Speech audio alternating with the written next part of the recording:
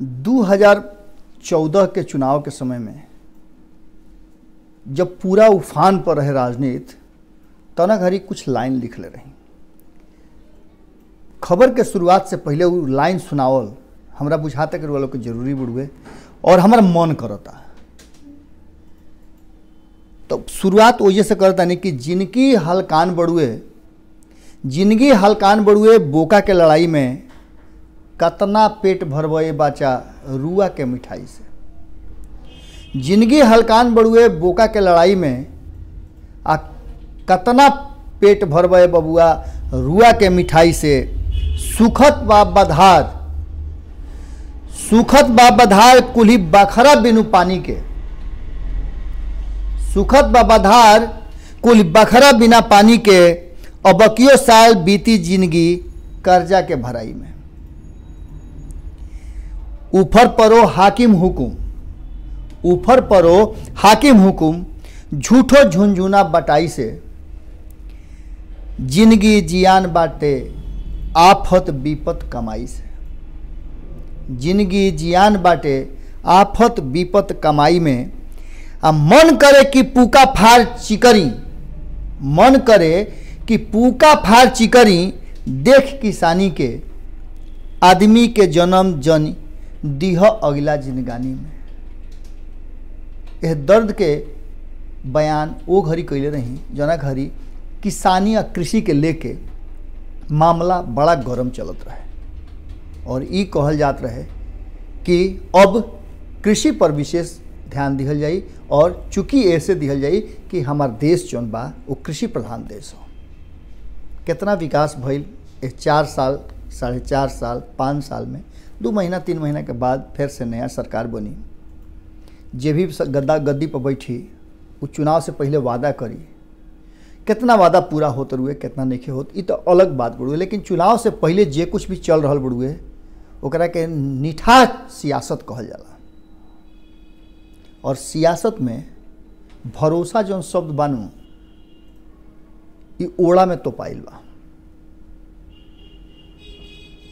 देखी कोनो हम ज्ञान नहीं बाटत आ ना हम इतना ज्ञानी बानी कि हम ज्ञान बांटे वाला के दुकान खोली। सीधा जौन बात लौकेला जौन सूत्र से या रउआ लोग के जरिए रउआ लोग के माध्यम से लिख पढ़ के भेजी ले सब है उ सब पढ़ लिख के आ देख समझ के जौन लौकत रुए जौन छोट मोट हमारे बुद्धि बुढ़ुए वो हिसाब से रुआ लोग से रखी ले। कुछ गलती सही भी होत हुई ओकर भी रुआ लोग कमेंट में लिखबे करी ले।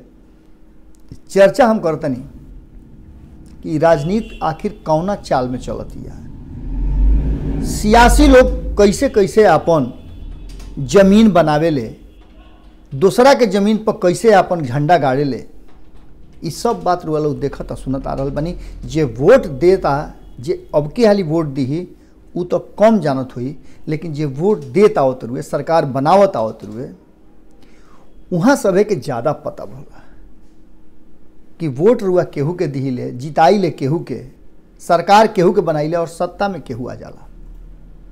लोकतंत्र के अगर बहुत बढ़िया पहलू बढ़ुए तो कुछ छोट मोट पहलू बढ़ुए जौन की लोग के हाथ से निकल जाला।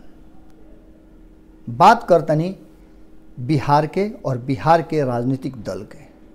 बिहार में रुआ पता हुई कि आज से 6 महीना पहले से लगातार एगो नाम बड़ी तेजी से ऊपर आई। हालांकि वो नाम 2014-2013 से भी नाम में रहा, लेकिन 2014 के चुनाव में बहुत तेजी से ऊपर आई कि प्रधानमंत्री बनावे में मोदी के अगर केहू के सबसे बड़ा हाथ बढ़ुए तो वो बड़न प्रशांत किशोर। ना जनता के उनमें कोनो हिस्सेदारी बढ़ुए ना उनका पार्टी के कोनो भागीदारी बढ़ुए, वो स्ट्रेटजी बनैले, वो स्ट्रेटजी से प्रधानमंत्री बन गए नरेंद्र मोदी जी। ओकरा बाद उनका दुकान चल निकलल, लेकिन पुरनका घर उनका से छूट गई। प्रशांत किशोर वो घर के छोड़ के आ गई फिर से बिहार। चूँकि बिहार के रहे वाला है, बिहार के बक्सर के रहे वाला है, रोहतास से उनकर संबंध रहल बड़ुए, उनका पूरा परिवार बिहार के रहे वाला है, उनका शिक्षा दीक्षा ये से शुरू भइल बड़ुए।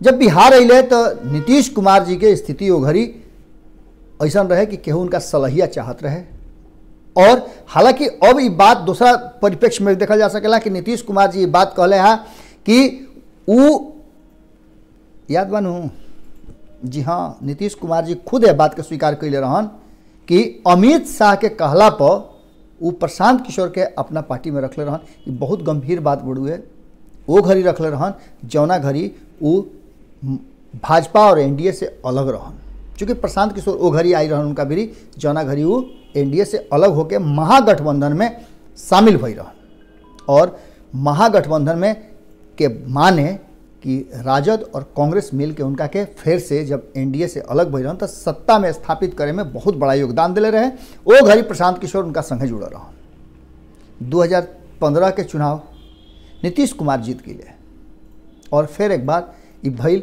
कि एमे जितावे में केहू के कोई योगदान नहीं है, सीधे उनका के जितावे में प्रशांत किशोर के योगदान बढ़ुए और प्रशांत किशोर ही उनका के अपन स्ट्रेटजी बनैले। नीतीश कुमार है और बिहार में बाहर है, वो स्लोगन गढ़ दिले और यह स्लोगन बानू सुन के बिहार के जनता उनका के वोट दे दिलस। हालांकि एकरा में भी दूगो बात रुआ समझ ली। पहला बात तो ये समझ ली कि नीतीश कुमार से ज़्यादा सीट राजद के आई रहे। स्लोगन तो नीतीश कुमार खातिर गढ़ाई रहे लेकिन ज़्यादा सीट राजद के आई रहे। महागठबंधन में कांग्रेस भी बेड़ा पार कैलस और 27 गो सीट वो लेके आई। अब स्थिति ये भइल कि प्रशांत किशोर फिर एक बार चमक गए। अच्छा से बुरा से या अनमने ढंग से मान ली लालू प्रसाद और राजद भी यह बात को स्वीकार करलस कि नीतीश कहता रहे तो प्रशांत किशोर ही हमनी के खेवन हार बाड़े। अब प्रशांत किशोर एजा से उनकर कद पद और बढ़ गई और नीतीश कुमार कांग्रेस के दोस्ती निभाते हुए वो पास कर दिले। अब समझते नहीं बात करूँ, अमित शाह प्रशांत किशोर के पास कैले रहन नीतीश कुमार लगे। का स्ट्रेटजी रहे कि कई महीना के बाद सरकार बदल दे के बाद गिरा दे के बढ़ुए, जीत हार के बाद का करे के बढ़ुए, उतर लोग के सब सामने बढ़ुए, जो एक घटा गुना भाग रुआ लोग करब। लेकिन जौन स्थिति बा उ हम रुआ लोग के सामने स्पष्ट कर देतनी कि प्रशांत किशोर के अमित शाह पास करके दे दिले नीतीश जी के और नीतीश जी पास करके फिर कांग्रेस के दोस्ती निभावे खातिर पास करके उनका के दे दिले राहुल गांधी के। राहुल गांधी उत्तर प्रदेश और पंजाब के चुनाव में उनका के प्रयोग कर ले। पंजाब तो जीत गए तो वो प्रशांत किशोर के जीत रहे, लेकिन उत्तर प्रदेश हारला के प्रशांत किशोर के कोनो दोष नहीं है। प्रशांत किशोर मना कैले रहन साथे लड़े खातिर। ई के कहता लोग कहता नो ऐसे कि अखिलेश यादव और कांग्रेस के सपा और कांग्रेस के दोस्ती करावे में सबसे अहम भूमिका प्रशांत किशोर के रहे और खटिया के प्रोग्राम भी प्रशांत किशोर के ही रहे। हो सकेला कि अमित शाह और नीतीश कुमार के दोस्ती जौन पर्दा के पीछे रहे, जैसे कि नीतीश कुमार जी खुद स्वीकार कैले है कि प्रशांत किशोर के वो अमित शाह के कहला पर अपना साथे रखले रहन, तो कहीं ऐसा तो ना कि स्ट्रेटजी बना करके और प्रशांत किशोर खाट खड़ा करे खातिर कांग्रेस के सुपारी ले रहन। बात कहे में कोनो दिक्कत नहीं है, चूँकि हार और जीत दोनों के आंकलन होके चाहिए। अगर खाली अतने कहब कि मीठा मीठा गप कहब आ कड़ुआ कड़ुआ थू थू तो काम ना चली। अब ये बात के कहे के सारा इस संदर्भ के गढ़े के पीछे कारण बढ़ुए कि जौन अभी भारतीय जनता पार्टी के सबसे ज़्यादा दुश्मनी साध रहल बड़े। राजनीति में केहू केहू के दुश्मन ना होला, क्षणिक होला। चूँकि नीतीश कुमार जी याद हुई वालों के कि कहले रहन कि जीते जी फिर भाजपा में ना, भाजपा के संघाती ना, अपराधी के साथे ना रखब, लेकिन लालू प्रसाद के साथे रहले, भाजपा के साथे ना, फिर भाजपा के साथे सरकार में बाड़े। ये सब बात राजनीति में होत रहेला। लेकिन शिवसेना और भारतीय जनता पार्टी में 36 के आंकड़ा चल रहा है और वो शिवसेना खातिर फिर पास कर दिले बड़े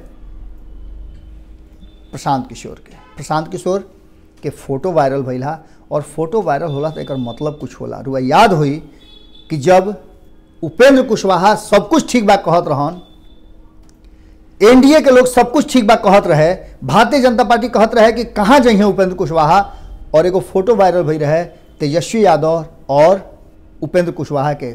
आज उपेंद्र कुशवाहा केकरा संगे बाड़े वो तस्वीर गवाही देते रुए। एगो तस्वीर ऐसे ही वायरल भइल बुड़ुए, उद्धव ठाकरे शिवसेना प्रमुख और प्रशांत किशोर के बैठक के। हालांकि वो घड़ी भी कहल गई रहे जब तेजस्वी और उपेंद्र कुशवाहा के फोटो वायरल भई रहे तो ये राजनीतिक ना एक संजोग से मुलाकात बढ़ुए। ऐसने संजोग एक बार फिर से शिवसेना और जी हाँ शिवसेना और जदयू के हो रहा बढ़ुए। चूँकि प्रशांत किशोर एगो व्यवसायी के साथ साथ अब जदयू के उपाध्यक्ष ही बाड़े, 2 नंबर के कुर्सी उनका लगे बढ़ुए। नीतीश कुमार के हर स्ट्रेटेजी बनावे में उनकर अहम भूमिका बढ़ुए और देश में एगो प्रधानमंत्री के तलाश हो रहा बढ़ुए। ये बात के नोट करब सब बहुत गंभीर बात बढ़ुए कि देश में एगो प्रधानमंत्री के तलाश हो रहा बढ़ुए और वो प्रधानमंत्री के तलाश में तेजस्वी यादव गली गली घूम रहा बड़े। गली गली घूमला के मतलब समझ ली रुआ। उत्तर प्रदेश में प्रधानमंत्री के तलाश करे गई, कांग्रेस के अलग करके वो गठबंधन बन गई। बंगाल गई प्रधानमंत्री के तलाश करे खातिर ममता बनर्जी एगो दावेदार और एक साथ साथ और भी कई स्टेट में गई। अब ई तलाश जौन बढ़ुए वो कहीं ऐसा तना कि नीतीश कुमार के भी प्रशांत किशोर प्रधानमंत्री के दावेदारी खातिर गली गली मोहल्ला मोहल्ला घूम रहा बाड़े। बात रुआ समझी गंभीर बात बढ़ुए, ऐसे कि राजनीति में कभी भी कुछ भी हो सकेला। कई गो सीट बढ़ुए लोकसभा के जौना पर दावेदारी कांग्रेस के भी बा और आरजेडी के भी बा। ई तब बात रुआ लोग के बतेबे करब।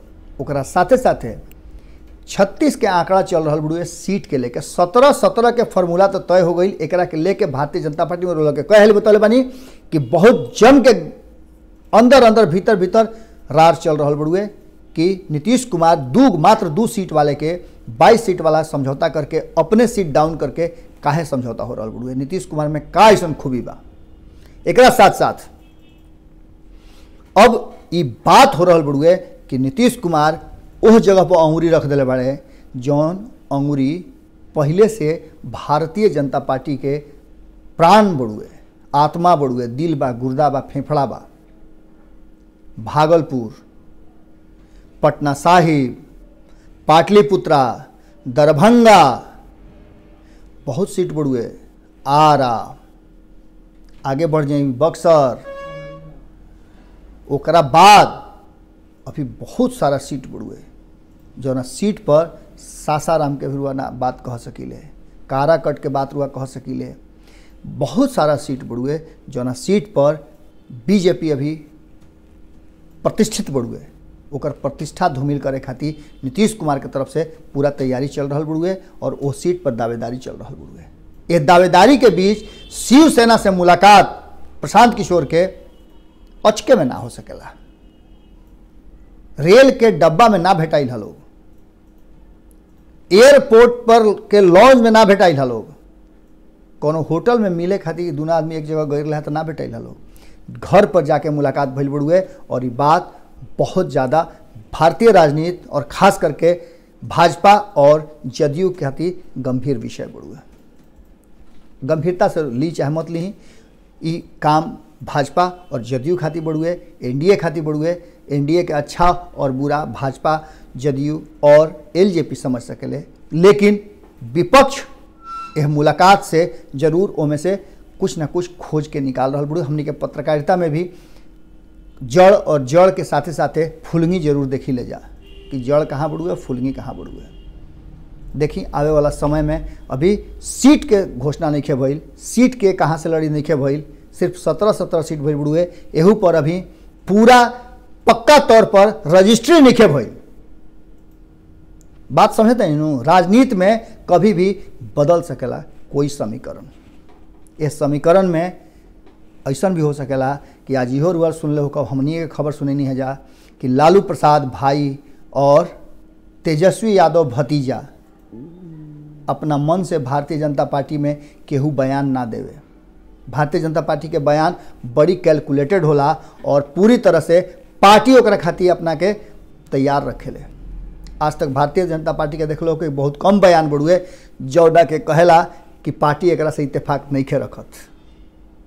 एकमात्र भारतीय जनता पार्टी बढ़ुए जौन अपना सदस्य के बयान के पूरी तरह से जी ठप्पा मारेला।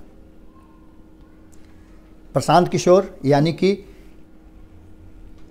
नीतीश कुमार के हनुमान, या कहीं तो नीतीश कुमार के सबसे करीबी व्यक्ति अगर शिवसेना से मिलत रहे तो एकरा पर भारतीय जनता पार्टी का सोचत रुए, या फिर भारतीय जनता पार्टी के ही स्ट्रेटजी के हिस्सा बढ़ुए प्रशांत किशोर के मिलल। सब बात धीरे धीरे सामने आई जब खबर रुआ सबसे पहले भारत लाइव पर देखब, ओकरा बाद राउर विश्लेषण हुई। जब पब्लिक डोमेन में बात आई तो ये बात और खुली। रात में जब रुआ सुतर नहीं हा तो हमने के खोज बीन के एक खबर के लिए नहीं जा, बात बड़ा रहल हा, ऐसे समय ज़्यादा लागल हा। रुआ इतना देर तक इंतजार करके हमार बात सुननी, एकरा खातिर बहुत बहुत धन्यवाद बड़ुए, आभार बा। एकरा साथे साथे एहू बात के आभारी बानी कि रुआ लोग अपना भारत लाइव के दुलखिया क्लब में पहुंचावे खातिर एकदम तैयारी में बानी। बहुत जल्दी हमनी के 2 लाख वाला क्लब में पहुंच जाए जा। ये रुए लोग के देन हुए, रुए लोग के आशीर्वाद और प्रेम स्नेह बढ़ुए।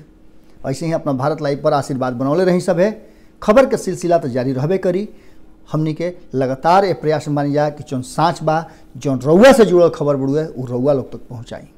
सब्सक्राइब के बटन बढ़ुए दबा देव, अब बगल में घंटी बढ़ुए ओकरा के दबौला के बाद जैसे रुआ लोग के मुफ्त में सब खबर मिल रहा बढ़ुए, वैसे ही बाकी लोग के भी मिले लगी, जेकरा से रुआ सब्सक्राइब कराइब और बटन दबवाई।